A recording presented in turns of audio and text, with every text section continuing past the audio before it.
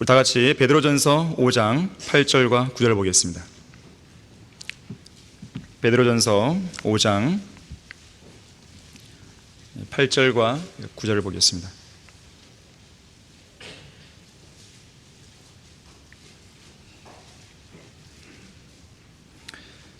정신을 차리고 깨어있으라. 이는 너희의 대적 마귀가 울부짖는 사자처럼 삼킬 자를 찾아 두루 다니기 때문이니라.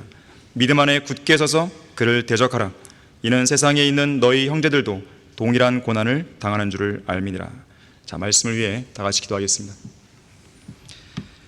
감사하신 아버지 하나님, 저희들에게 주의 만찬식을 갖게 해주시고 또 귀한 예배를 통해서 주님께 영과 진리로 경배드리게 하셔서 감사드립니다.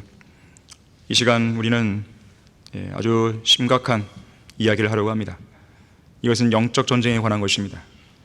주님께서 이 말씀을 통해서 강력하게 역사해 주셔서 성도들이 자신 안에 느슨해졌던 어떤 부분들이 있다면 다시 한번 바로잡고 또 경각심을 가질 수 있는 소중한 계기가 될 수 있도록 인도해 주십시오. 마귀가 어떠한 형태로든지 방해하지 못하게 해주십시오. 주 예수 그리스도 이름으로 기도했습니다. 아멘. 경계에 실패한 성도라는 제목으로 설교하겠습니다. 경계에 실패한 성도. 성경에는 경계의 실패에서 실족한 적이 있던 한 인물이 나오죠. 바로 오늘 본문을 기록한 베드로입니다. 초림 당시에 예수님의 3년 6개월간의 공생의 사역 기간에 주님과 함께 사역을 했고 또 주님이 행하신 여러 가지 치유와 능력과 이적과 표적과 기적들을 경험했고 심지어 예수님의 명령에 따라 직접 무리를 걷기도 했던 베드로에게 다시는 기억하기도 싫은 가장 뼈아픈 사건이 무엇인지 묻는다면 예수님께서 붙잡히시던 그날 밤 주님을 3번 부인했던 일이라고 말할 것이에요. 당시 베드로는 정신을 차리고 깨어 있었어야 되는데 그러지 못한 것이죠. 그랬다가 마귀에게 KO 패배를 당한 거예요. 마지막 만찬이 있던 그날 저녁에 예수님은 그에게 경고하셨어요. 시몬아, 시몬아, 보라 사탄이 너희를 밀처럼 키질하려고 찾았느니라. 하지만 시몬은 그 심각성을 전혀 인지하지 못했고 자신을 키질하려는 마귀의 공격을 경계하는 일에 실패하고 말았습니다. 사탄이 밀처럼 키질하기 위해 쳐놓은 덫에 걸려서 가장 허무하고 괴로운 밤을 보내야 했던 베드로죠. 베드로는 겟세마네 동산에서 예수님이 붙잡히시던 그 순간만큼은 대제사장의 오른쪽 귀를 칼로 잘라버릴 만큼 주님과 함께라면 감옥이나 죽음에까지도 갈 준비가 되어 있는 용기가 있었어요. 하지만 결과적으로는 예수님의 경고대로 주님을 3번 부인했고 그것도 저주하고 맹세하며 부인했고 결국 그의 인생에는 가장 어두운 밤이 들이오고 만 것이죠. 하지만 선한 목자이신 예수님께서는 그 일로 인해서 제자의 직분을 상실한 베드로를 다시 찾아오셨습니다. 그러면서 내가 나를 사랑하느냐 3번 물으시고 또 그에 대한 답변을 들으시고 그러면서 베드로를 다시 회복시키셨죠. 자, 이처럼 뼈아픈 실패를 경험한 이후에 예수 그리스도의 은혜로 다시 실패를 딛고 일어난 베드로는 오늘 본문 8절에서 엄중한 경고를 우리에게 주고 있는 거예요. 베드로는 영적 전장에 참호해서 얻은 이 영적 전쟁에 관한 실제적인 교훈을 우리에게 들려주고 있는 것입니다. 특별히 경계의 중요성을 일깨워주고 있는 것이죠. 자, 그래서 이러한 것을 깨달은 베드로가 기록한 이 베드로 전서에는 경계를 강조하는 명령이 3번 나와요. 정신을 차리고 깨어있으라. 이 명령이 3번 나오는 것입니다. 자, 그 3번의 명령을 통해서 우리가 받아야 될 교훈들을 얻고자 하는 것입니다. 자, 정신을 차리고 깨어있으라. 첫 번째로 우리의 마음과 생각을 세상 정욕에 맞추지 말아야 돼요. 우리의 마음과 생각을 육신의 정욕과 안목의 정욕과 생의 자랑으로 점철되어 있는 이 세상의 정욕에 맞추면 안 됩니다. 다 같이 베드로전서 1장 13절에서 17절을 보겠습니다. 자, 베드로전서에 나오는 이 경계를 강조하는 명령, 바로 정신을 차리고 깨어있으라는 이 첫 번째 부분이 바로 여기에 나오는 거예요. 1장 13절 보시면 그러므로 너희는 생각의 허리를 동이고 정신을 차려 예수 그리스도께서 나타나실 때 너희에게 가져올 은혜를 끝까지 바라라. 순종하는 자녀들로서 이전에 무자던 때의 정욕에 너희 자신을 맞추지 말고 오히려 너희를 부르신 그분께서 거룩하신 것처럼 너희도 모든 행실에 거룩하라. 이는 기록되기를 내가 거룩하니 너희도 거룩하라고 하시기 때문이라. 또 외모로 보지 않으시고 각 사람의 행위에 따라 판단하시는 분을 너희가 아버지라 부른다면 너희의 이곳 나그네 시절을 두려움 속에서 지내라. 한때 경계에 실패함으로써 마귀에게 된통당한 적이 있던 베드로가 이 시간 경계를 늦추고 있을지 모르는 여러 성도들을 향해서 생각의 허리를 동이고 정신을 차리라는 명령을 주고 있습니다. 긴장을 늦추지 말라는 것이에요. 정신을 바짝 차리라는 것입니다. 영적으로 깨어있으라는 거예요. 느슨하고 너저분한 신앙생활을 하지 말라는 것이에요. 정신 차리라는 것입니다. 멍한 상태로 있지 말라는 거예요. 교회의 위기가 주로 언제 옵니까? 울부짖는 사자처럼 삼킬 자를 찾아 두루 다니는 이 마귀의 계략에 깨어있지 못할 때 오는 거예요. 더 이상 하나님을 위해서 일할 일꾼이 나오지 않을 때 옵니다. 죄와 거짓 교리에 무감각할 때 오는 거예요. 세상 풍조에 무감각할 때 교회의 위기가 오는 거예요. 사탄의 공격에 무감각할 때 오는 것입니다. 특히나 믿음의 선한 싸움을 싸우려 하지 않을 때, 모든 전쟁을 포기했을 때, 죄와의 싸움을 포기했을 때, 세상과의 싸움을 포기했을 때, 육신과의 싸움을 포기했을 때, 마귀와의 싸움을 포기했을 때 교회의 위기는 당장 오는 거예요. 하지만 베드로는 우리가 경각심을 가지고 예수님께서 다시 오실 재림 때 우리에게 가져오실 풍성한 은혜를 끝까지 기다려야 한다고 권면하고 있습니다. 자, 그래서 깨어있으라는 명령, 정신을 차리라는 이 명령은 항상 예수 그리스도의 재림에 관한 문맥에서 등장해요. 로마서 13장 11절에서는 이렇게 말씀합니다. 뿐만 아니라 우리가 그때를 아노니 지금은 바로 잠에서 깨어나야 할 시간이로다. 이는 지금이 우리가 믿었던 때보다 우리의 구원이 더 가까워졌습니다. 자, 우리의 구원이 뭐예요? 우리는 이미 혼이 구원받았잖아요. 그러면 우리가 앞으로 받을 구원은 뭐예요? 몸의 구속이죠. 몸의 구속. 우리의 몸이 구속될 예수 그리스도께서 오실 날이 얼마 안 남았기 때문에 잠에서 깨어나라 그런 것이죠. 지금은 태평하게 자고 있을 때가 아니에요. 잠에서 깨어날 시간입니다. 여러분, 물고기 아십니까? 물고기는 잠잘 때 눈을 감나요? 안 감습니다. 특이하죠. 죽을 때도 안 감죠. 그런 모습이 필요한 것이에요. 예수님께서 갑자기 오셨을 때 우리가 잠들어 있는 모습을 주님께 보여드리는 일이 없도록 해야 됩니다. 절대로 잠을 자서는 안 될 그 상황에서 잠을 이기고 깨어있는 성도가 되어야 돼요. 예수님께서 말씀하셨어요. 깨어있으라. 어떤 시간에 너희 주께서 오실는지 너희가 알지 못하기 때문이라. 우리는 그 날과 시간을 알 수 없습니다. 우리는 언제라고 딱 짚을 수가 없어요. 다만 주님의 재림이 임박했다는 걸 알고 있는 것이죠. 예수님께서 그분의 다시 오시는 재림의 때를 우리에게 알려주시지 않은 이유 중 하나는 우리가 항상 깨어있도록 하기 위한 거예요.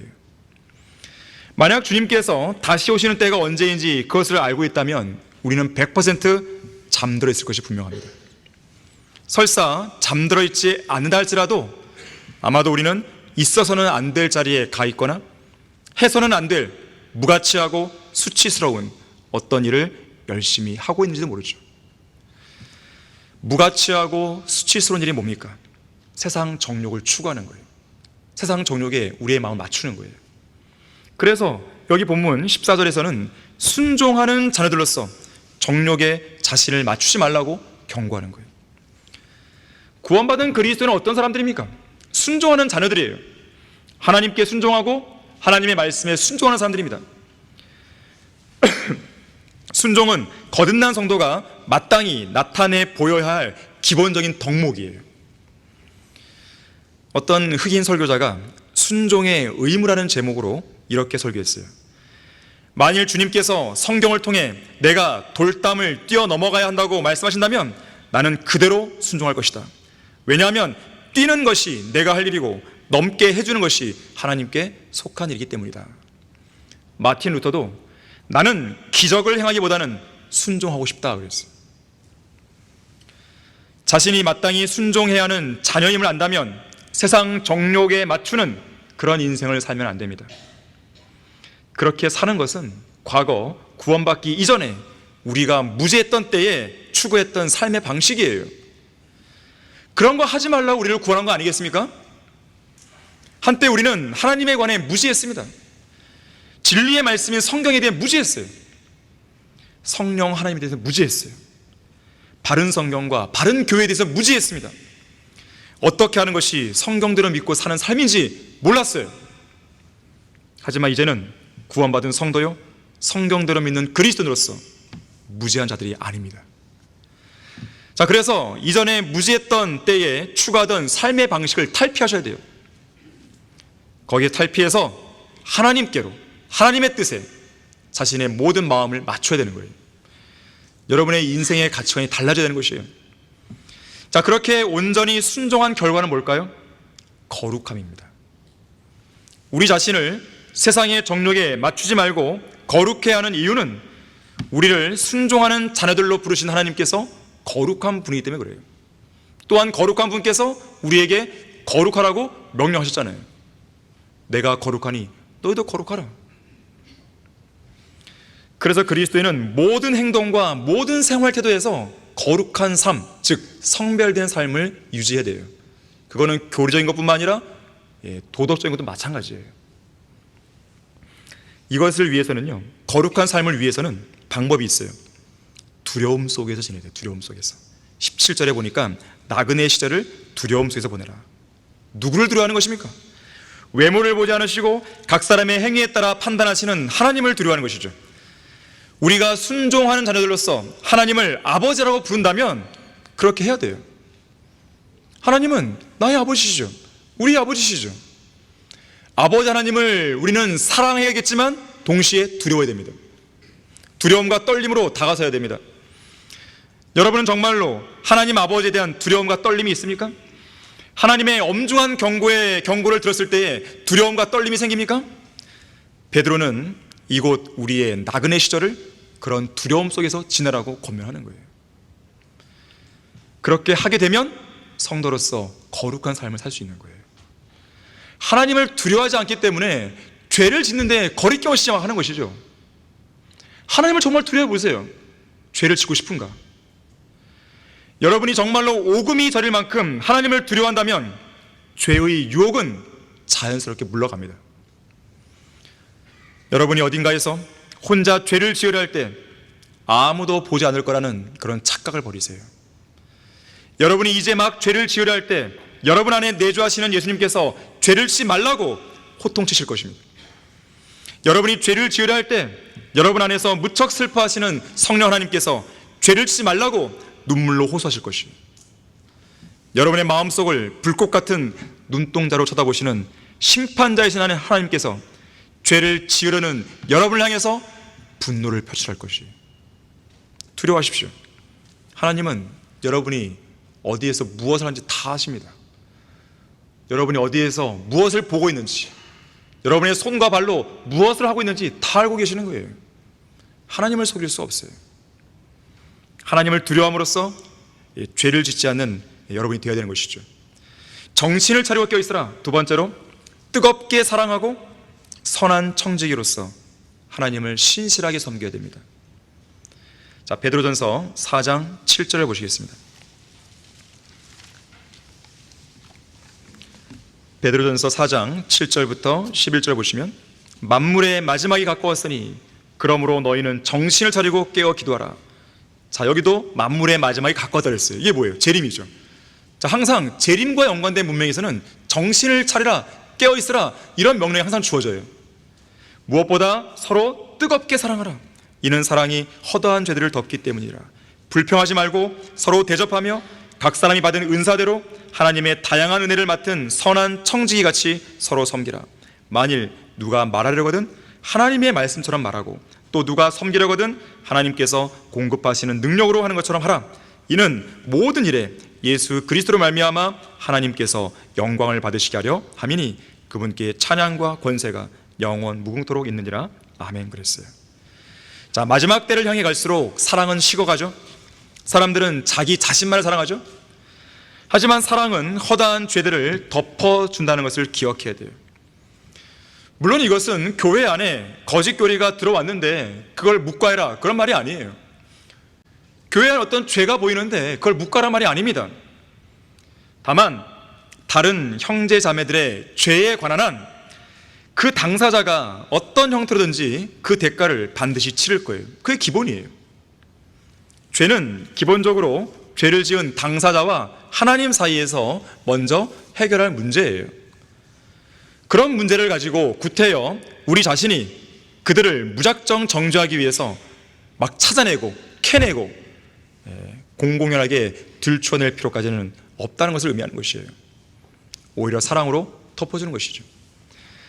만물의 마지막이 가까운 이 마지막 날들의 가장 큰 문제는 사랑의 문제예요. 사랑의 문제. 사랑을 세상은 왜곡시키죠. 불륜이 사랑이라고 사람들은 말합니다. 변태, 간음, 음행을 사랑으로 미화시켜버려요. 악한 현 세상은 사랑을 신으로 섬기죠. 그래서 이들에게는 불륜도 사랑이고 간통도 사랑이고 혼전 성관계 같은 이런 간음과 음행도 사랑이고 동성연애도 사랑이고 다 사랑이에요. 섹스를 위해 돈을 쓰고 모든 인생을 탕진하기까지 하죠. 그들의 신이 되어버린 거예요. 누구를 사랑하고 무엇을 사랑해야 하는지 그 대상을 올바르게 제시하지 못하는 거예요. 이러한 문제는 너무나 심각해서 때로는 성도들을 파괴하고 때로는 지역교회를 파괴하기까지 하는 것이죠. 자, 이런 모든 문제의 발단은 사람들이 자기를 사랑하는 것에서 시작하는 것입니다. 특히 오늘날에는 쾌락을 사랑하는 것이 하나님을 사랑하는 것보다 더한 시대가 되어버렸어요. 오늘날 교회들에 있어서 가장 심각한 문제가 바로 이것이죠. 음행의 영이 성도들의 마음을 장악하고 있는 거예요. 이 음행의 영은 정욕을 충동질해서 오늘날 수많은 그리스도인들을 관능적인 성적 노예들로 전락시키고 있습니다. 여러분은 영상을 보는 데 있어서 주의하셔야 됩니다. 주의하셔야 돼요. 그냥 아무 영상을 보면 되는 거 아니에요. TV나 스마트폰이나 아이패드나 이런 영상을 가정 안으로 날라다주는 그런 매체들이 이 땅에는 너무 많은 것이죠. 조금만 눈을 돌려도요, 음행의 영에 사로잡힐 수 있는 그런 환경에 노출되어 있는 거예요. 그래서 정신 차려야 하는 것입니다. 자, 상황이 이렇다 보니까 신실한 청지기로서 하나님을 사랑하고 또 하나님을 위해서 서로 섬기는 일에는 전혀 관심이 없게 된 거예요. 본문에서 베드로는 각자가 받은 은사대로, 각자가 받은 은사가 있어요. 여러분이 받은 은사가 있습니다. 어떤 특정 사람에게만 은사가 주어진 게 아니에요. 구원받은 그리스도인 모두에게는 최소한 한 가지 이상의 은사는 다 있는 거예요. 각자가 받은 은사대로 선한 청지기같이 서로 섬기라고 했습니다. 청지기가 뭐예요? 기본적으로 무언가를 맡은 사람이에요. 뭔가를 맡은 게 있어요. 여러분도 뭔가를 맡은 게 있는 거예요. 청지기는 그래서 거만하게 행동하면 안 되죠. 자신에게 어떤 직분이나 임무가 주어지면 무언가 된 사람처럼 행동할 것이 아니라 더욱 낮아진 자세로 겸손하게 섬길 수 있는 청지기 본연의 모습을 유지해야 되는 것이죠. 특히 본문 10절에서는 하나님의 다양한 은혜를 맡았다고 말씀하죠. 하나님의 은혜를 맡은 청지기는 이 은혜들을 잘 사용해야 될 책임이 있습니다.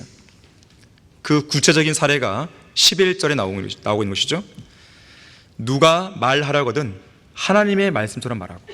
자, 여러분에게 어떤 은사가 있고 또 여러분에게 무언가 맡겨졌다 그런다면 이렇게 해야 되는 것이에요. 말하려거든 하나님의 말씀을 말하고, 또 누가 섬기려거든 하나님께서 공급하시는 능력으로 하는 것처럼 해야 되는 거예요. 내가 잘나서 하는 게 아닙니다. 청지기는 하나님이 주시는 능력으로 무언가를 말하고 또 무언가를 행하는 것이죠. 럭커만 목사님이 이렇게 말했어요. 하나님의 은혜를 맡은 청지기가 말하는 은혜를 맡았을 경우 그 청지기는 하나님께서 성경을 통해서 하신 말씀에 따라 말을 하고 글을 써야만 그 은혜를 잘 사용하는 청지기다. 또한 사역자로 섬기는 은혜를 맡은 청지기는 자신의 능력이나 다른 사람의 능력으로 사역을 이끌어가지 않고 하나님께서 공급하시는 능력으로 이끌어가야만 하나님이 맡기신 은혜를 잘 사용하는 청지기다 그랬어요. 여러분이 정말로 하나님을 사랑한다면 여러분 자신이 아니라, 세상이 아니라, 쾌락이 아니라, 다른 어떤 것이 아니라 하나님을 정말로 사랑하는 분이라면 하나님께서 나에게 주신 그 은사를 가지고, 나에게 주신 그 은혜를 가지고, 또 나에게 주시는, 나에게 공급하시는 그 능력을 가지고 주님을 섬기는 청지기가 되어야 되는 거예요. 누군가가 고린도전서 13장, 이 사랑의 장이잖아요. 이 13장을 근거로 해서 이 사랑에 대해서 이렇게 이야기했어요. 내가 다른 나라의 말들을 완전히 익히고 그 나라 사람처럼 유창하게 얘기할 수 있어도 그들에게 그리스도의 사랑을 전해주지 못한다면 나는 아무것도 아니요. 내가 각종 졸업증서와 학위증을 받고 모든 현대적인 기술을 다 배웠다 해도 주님의 풍성한 사랑을 받지 못한다면 나는 아무것도 아니요. 내가 다른 종교를 가진 사람과 당당히 싸워 이기고 그들을 강력하게 비평할 수 있어도 주님께서 호소하시는 사랑의 목소리를 듣지 못한다면 나는 아무것도 아니요. 내가 강한 신념과 위대한 이상 그리고 거대한 계획을 갖고 있다 해도 피땀 어린 눈물로 울면서 간절히 기도하고 애원하는 하나님의 사랑을 갖지 못했다면 나는 아무것도 아니요. 다른 이웃에게 옷과 돈을 준다 하더라도 그들을 향한 그리스도의 사랑을 품고 있지 못하다면 나는 아무것도 아니라. 내가 모든 계획을 포기하고 집과 친구를 떠나 구령하는 일에 나의 온몸을 바친다 해도 시시각각 다가오는 주님을 위해 받는 고난과 박해와 경멸을 못 견딘 나머지 참을성 없고 사랑도 없는 이기적인 인간이 되어버린다면 나는 아무것도 아니요. 내가 모든 아픔과 질병을 치료한다고 해도 자비롭고 은혜로우신 하나님의 사랑으로 뜨거워져 있지 않다면 나는 아무것도 아니요. 내가 어떤 글을 쓰고 책을 출판해서 사람들의 갈채를 받는다 해도 인류의 구속을 위해 십자가에 못 박히신 예수 그리스도의 그 뜻을 그분의 사랑의 말로 전달할 수 없다면 나는 아무것도 아니라고 그랬어요. 자, 그래서 성경은 정신을 차리고 깨어 기도하라. 무엇보다 서로 뜨겁게 사랑하라. 각 사람이 받은 은사대로 하나님의 다양한 은혜를 맡은 선한 청지기같이 서로 섬기라고 말씀하는 거예요. 자, 정신을 차리고 깨어 있으라. 세 번째로, 마귀가 항상 우리를 노리고 있다는 사실을 유념해야 됩니다. 노리고 있습니다. 이 시간도 노리고 있는 거예요. 이 시간도. 오늘 설교 본문에서 그렇게 경고하고 있는 것이죠. 베드로전서 5장 8절과 9절에서요. 자, 우리가 정신을 차리고 깨어 있어야 하는 이유는 마귀가 울부짖는 사자처럼 삼킬 자를 찾아 두루 다니고 있기 때문에 그런 거예요. 자, 그렇게 삼킬 자를 찾아 두루 다니다가 바로 우리 집 현관문 앞에까지 와서 뚫고 들어오려고 잔뜩 기회를 엿보고 있는 거예요. 여러분의 마음문 앞에 딱 바짝 웅크리고 있는 것이죠. 틈만 보이면 바로 들어가려는 것이죠.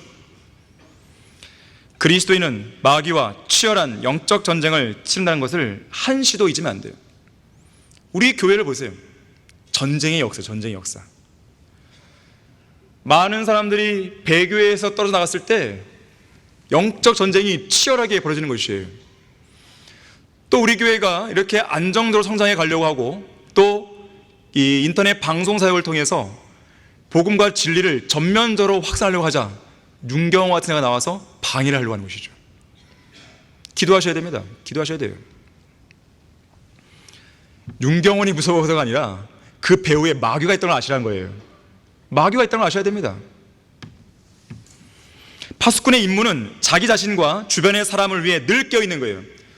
여러분 자신을 위해 이미 깨어 있습니까? 그렇다면 거기서 멈추지 마시고 옆에 있는 지체들을 위해서도 깨어 있어야 됩니다. 그들을 위해 기도하셔야죠. 내가 안정적으로 성장하고 있다 그러면 옆에 있는 사람들을 위해 기도하셔야 돼요. 또 이 교회를 위해 기도하셔야 되는 거예요.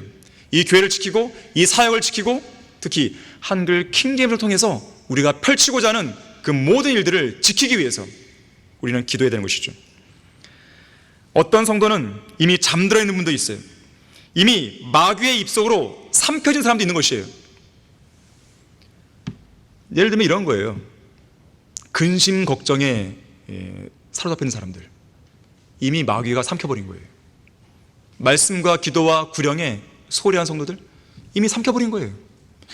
하나님의 사역에 관심이 없는 성도들, 마귀가 삼켜버린 것이에요. 옆에 있는 지체들, 옆에 있는 어떤 죄인들의 그 혼의 구원을 위해서 아무 생각 없는 성도들, 삼켜진 당한 것이에요. 지금요. 자기만 모를 뿐이죠.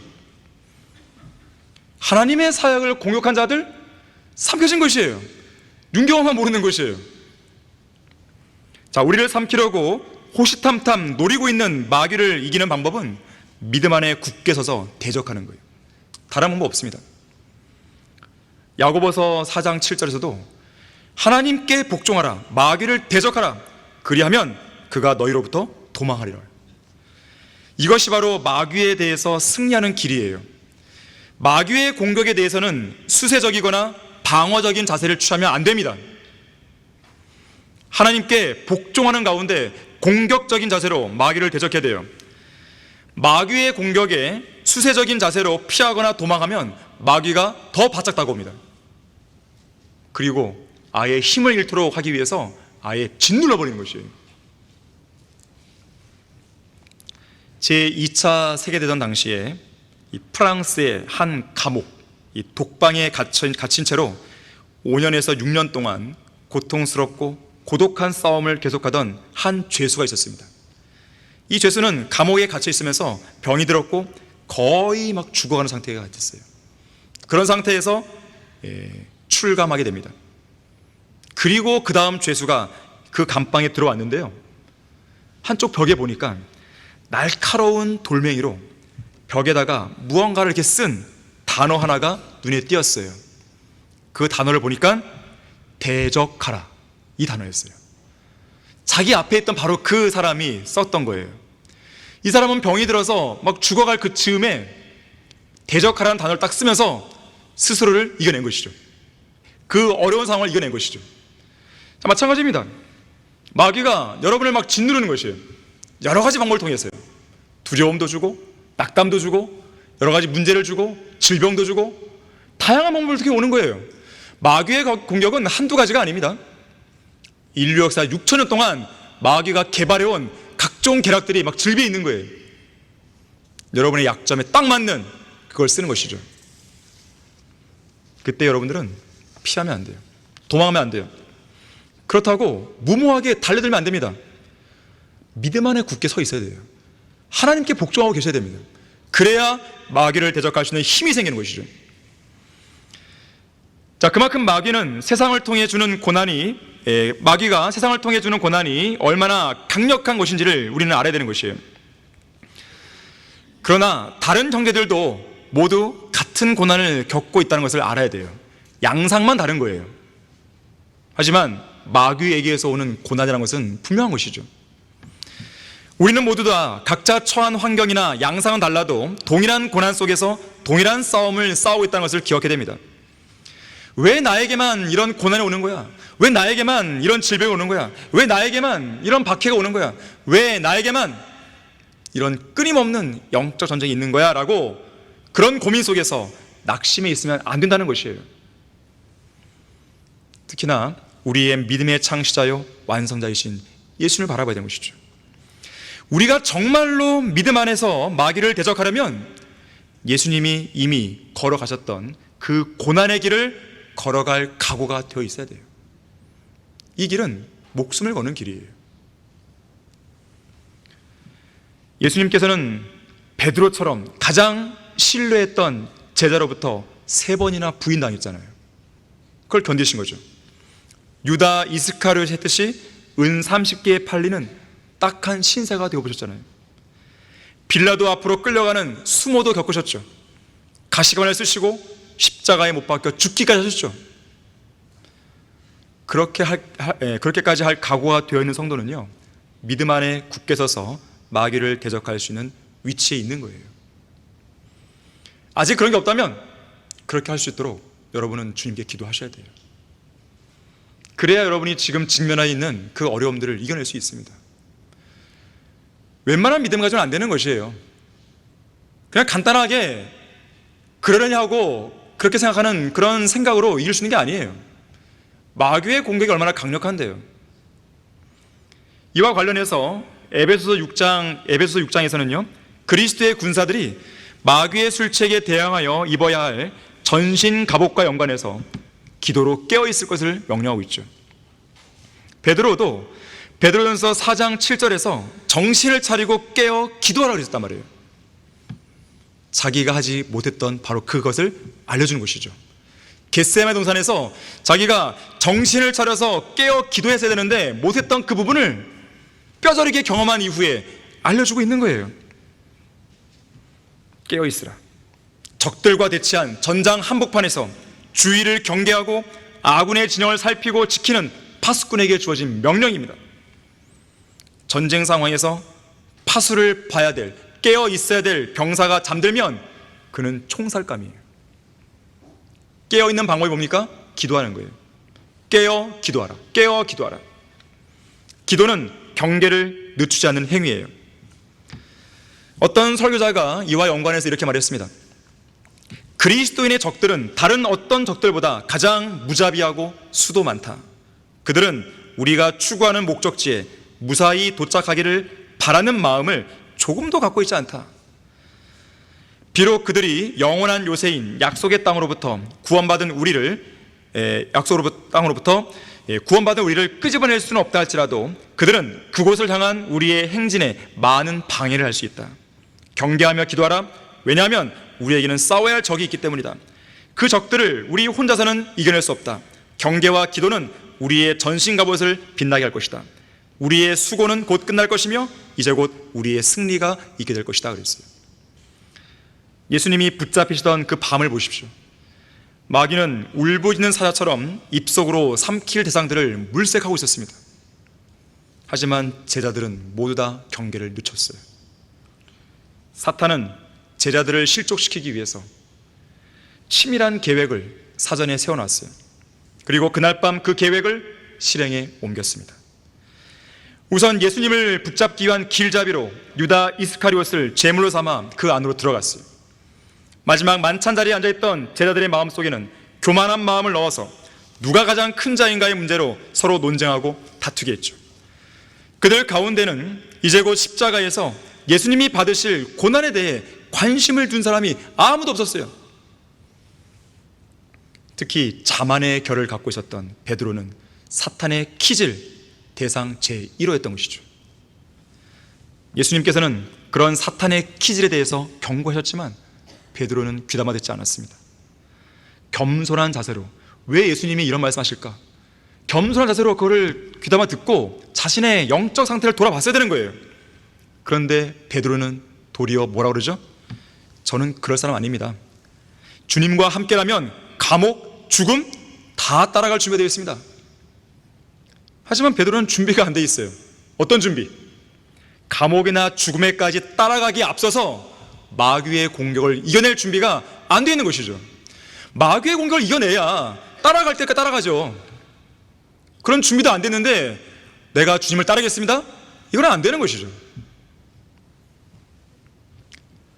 경계를 늦춘 제자들, 이들은 이제 곧 우주의 모든 영적 존재들이 숨죽이고 보게 될 중요한 대결, 십자가와 관련된 이 중요한 대결을 앞두고 사탄에게 무참히 얻어맞은 것이에요. 자, 이처럼 긴박하게 치열한 전투가 벌어지는 전장에서 무엇보다도 필요한 것은 경계를 늦추지 않는 기도입니다. 사탄은 치밀합니다. 윤경원이는 작년부터 이 일을 위해서 준비한 거예요. 자기가 번역한 성경을 본다면 2016년부터 준비했어요. 그때가 언제예요? 우리 교회 있을 때예요. 위선자죠. 아주 그럴듯하게 성도와 교제하면서도 속으로는 칼을 품고 있는 것이죠. 그리고 때가 되자 필리핀으로 선관도 갔고, 때가 되자 돌아왔고, 때가 되자, 그때라고 하는 것은 작년 1월경인데요 그때는 이소호 목사님께서 돌아가신 무렵입니다. 그때는 펜사콜레에 가 있었어요. 그리고 이 도노반 목사와 이제 손을 잡게 된 것이죠. 그리고 1년이 지난 지금 우리의 사역을 방해하기 위해서 아주 이제 조직적으로 움직이고 있는 것이에요. 두려울 거 없어요. 두려울 거 없어요. 마귀의 자식입니다. 점수를 줄 것도 없어요. 저는 과거에 그래도 일말에 그의 열정을 높이 사서 그가 필리핀을 떠날 때 권면해줬어요. 좋다 이거죠. 기왕에 가는 거 여기서 배운 대로 그대로 해라. 그러면 사역이 얼마나 있을 것이다. 거기서 필리핀어로 성경도 번역하고 책도 번역하고 복음을 전하라고. 그런데 우리에게 배신을 한 것이죠. 그야말로 그는 이미 딴 마음이 있었던 것이에요. 그 당시에. 자, 그런 가증한 자가 있다는 것이죠. 마귀는 치밀합니다. 우리는 지금까지 수많은 전쟁들을 해왔지만 역시 이것도 강한 마귀의 공격인 것이죠. 정신을 차리고 깨어 있어야 돼요. 안 그러면 그 성도는 그냥 쓰러져 가는 것이에요. 쓰러지면 그 사람만 손해예요. 이미 우리는 30년간의 경험이 있잖아요. 그런 경험을 통해서도 우리는 많이 다져왔단 말이에요. 거기서 교훈을 얻었다면 그 사람은 쓰러지지 않습니다. 아, 또 왔구나. 그래, 이번에도 주님을 신뢰하는 가운데 이겨야지, 기도해야지. 하지만 또 쓰러진 사람이 나오는 것이죠. 교훈을 얻지 못한 거예요. 정신을 차리세요. 결론을 맺겠습니다. 구원받은 성도들은 마귀의 계략에 대해서 끊임없이 경계하고 대비해야 돼요. 그렇게 하면 온전한 승리와 자유를 누릴 수 있습니다. 하지만 마귀의 계략에 대해 경계를 늦추게 되면 무방비 상태로 공격을 받아서 마귀에게 완전히 정복당할 수 있는 것이죠.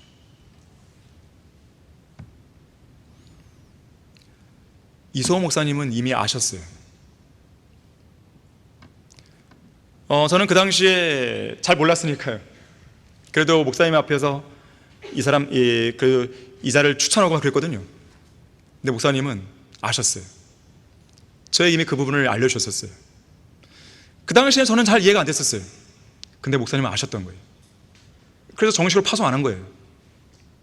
그의 열정을 이야기하면서도 파송 안 해버린 거예요. 그가 불쌍하니까 한 번은 성경험을 했어요. 하지만 그 이후로는 딱 끊어버립니다. 이미 아셨던 거예요. 기도하십시오. 기도하면 영적 분별이 생기는 거예요. 혼란이 오는 것은요, 마귀가 주는 것입니다. 그 혼란을 잠재우는 것은 기도밖에 없어요. 기도하지 않기 때문에, 말씀에 집중하지 않기 때문에, 하나님을 바라보지 않기 때문에 그 사람의 마음은 혼란으로 가득하는 거예요. 정신 차려야 됩니다. 초림 당시에 성육신하신 예수 그리스도께서는 마귀들의 존재를 당연한 사실로 받아들였고 그들에 대해서 확연한 적대심을 드러낸 것이에요. 예수님께서는 그분의 제자들에게 나를 따르라고 명령하셨습니다. 이것은 우리에게 영적 전쟁에 있어서 예수님이 보여주신 모범을 따르라고 하시는 명령이기도 하죠. 따라서 우리는 그리스도의 군사들로서 구원의 대장이신 주님께서 보여주신 그 본을 따라 영적 전쟁에 임해야 돼요. 주님께서는 마치 파수꾼이 깨어있듯이 이 땅에서 자신의 대적들을 항상 의식하며 사셨습니다. 단 한순간도 경계를 늦춘 적이 없어요. 어떤 특정 사건이 발생했을 때는 그 배후에 도사리고 있는 마귀의 계략에 대해 주목했어요. 여러분, 그 배후를 보셔야 돼요. 윤경원이 같은 자가 그냥 나오는 게 아니에요. 마귀가 준비시킨 거예요. 마귀가. 자, 이처럼 육신으로 나타나신 하나님께서 사탄의 공격에 대해 항상 깨어 계셨다면 우리는 얼마나 더 그래야겠습니까? 우리의 사령관이신 주님께서 보여주신 것처럼 정신을 차리고 깨어있는 가운데 마귀들의 존재와 활동을 의식하고 살아야 됩니다. 우리의 대적 마귀가 지금 이 순간도, 예배를 드리고 있는 지금 이 순간도 여러분 한 사람 한 사람을 노리고 있다는 것을 유념해야 돼요. 여러분 가운데서 삼킬 자를 지금 물색하고 있는 것이죠. 자, 여러분 모두가 하나님의 능력으로 이겨야 돼요. 마귀의 모든 공격을 이겨내는 영광스러운 승리자 되기를 바라겠습니다. 다 같이 기도하겠습니다. 감사하신 아버지 하나님, 마귀의 계략은 간교합니다. 우리는 이미 성경을 통해서 또 강의나 설교를 통해서 여러 번 들어왔습니다. 또 우리는 지난 31년간의 교회 역사 속에서 그런 일들을 수차례 봐왔습니다. 하지만 거기에서 교훈을 얻지 못한 사람들이 있는 것 같습니다. 주님, 그들을 불쌍히 여겨주시고 그들이 정신을 차리고 깨어있게 해주십시오. 자기 안에 느슨해진 그런 성도가 있다면 오늘을 계기로 해서 다시 한번 정신을 바짝 차리고 하나님의 능력으로 마귀의 공격에 승리하는 그런 계기로 삼을 수 있도록 도와주십시오. 주 예수 그리스도 이름으로 기도했습니다. 아멘.